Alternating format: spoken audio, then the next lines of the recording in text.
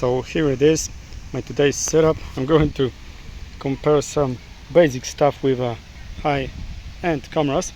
So from the beginning, it's Sony A5100 with a kit lens 16-50. The second one is Sony ZV-E10 with Sony 16-55 GF2.8 and Sony A7C 2 with Sony 20-70 f4G. So we have some very basic stuff from Sony A5100 and some kind of a high-end camera, which is Sony A7C 2, and the middle of all of that is Sony ZV-E10 with 16-55 f2.8 G. And let's check it out, what kind of effects we can get with that.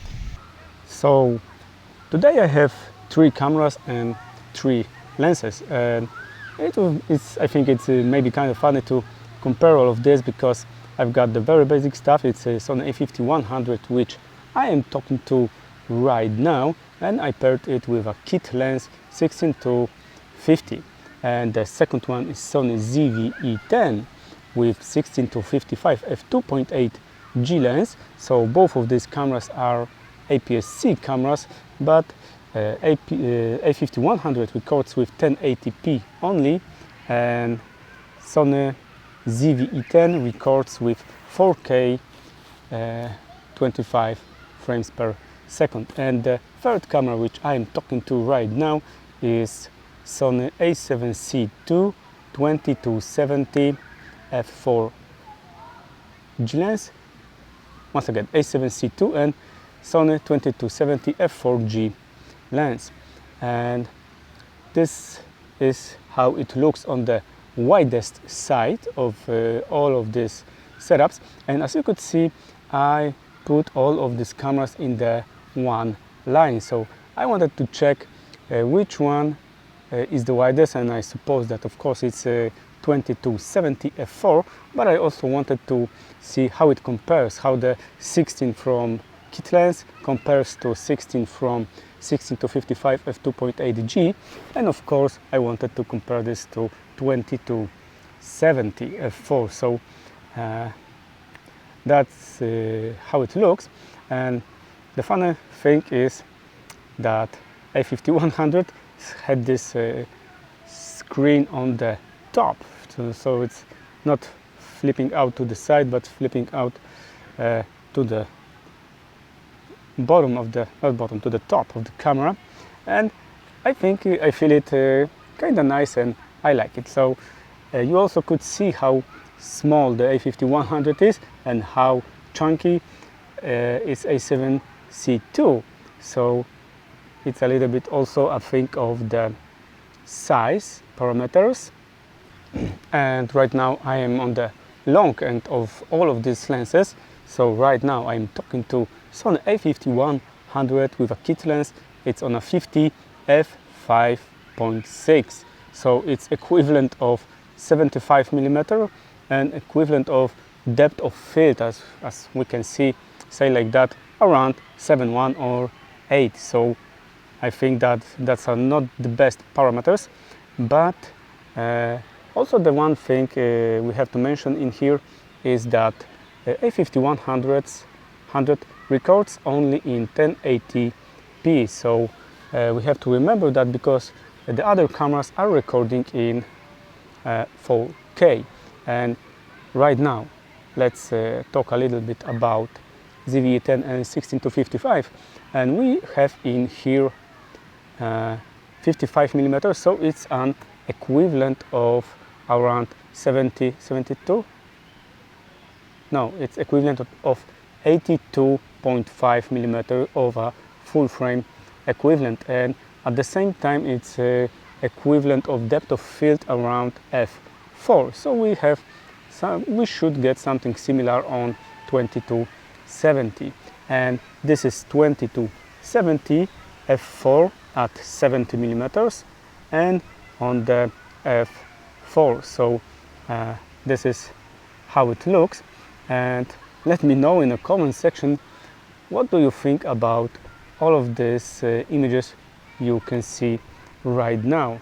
Of course, I suppose that on the kit lens I will have the least amount of bokeh, and as I can see right now, I think that on 16 to 55 I've got the more bokeh, and on 20 to 70 it's somewhere in between, but it's of course also because of it's not, because on 16 to 55 we have 82 millimeters, so the bigger the focal length, the longer the focal length, the higher we've got also more bokeh when we have the same aperture. So this is how it looks. Let me know in a comment section if an A5100 may compete with this 4K images and this more high-end lenses. So that's it.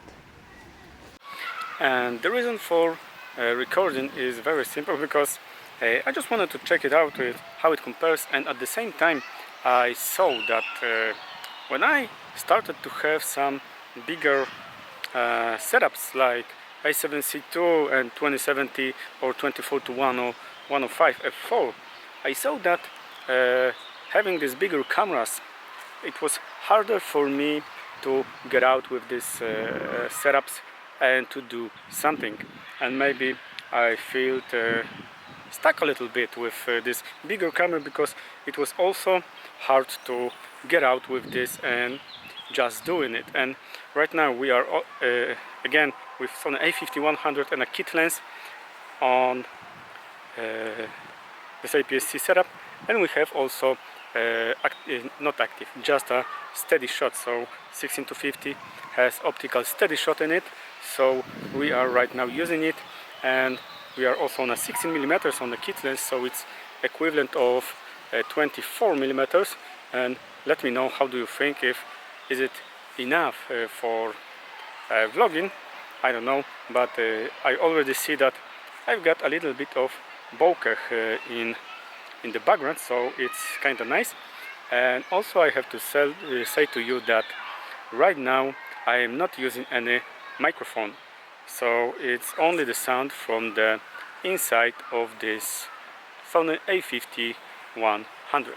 And my arm is just fully straight right now, so that's the view you can get when you want to vlog with Sony A5100 1080p equivalent of 24 millimeters, and this is how it looks. Right now we are on the 16 to 55 f2.8, and unfortunately we have no stabilization in here, because ZV-E10 is only some kind of active stabilization and it's crop huge, so and also lens doesn't have any image stabilization, so I'm recording without any kind of stabilization here. And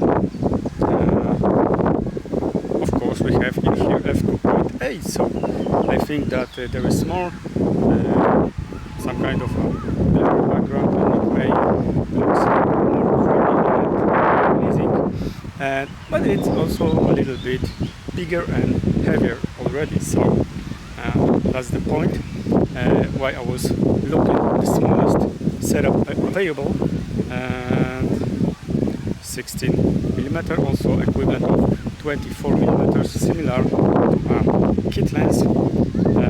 Let me also know in the comment if you think that it may be good or not. I think also that when I am walking kinda slow, it's not so shaky, and I think it's kinda nice image.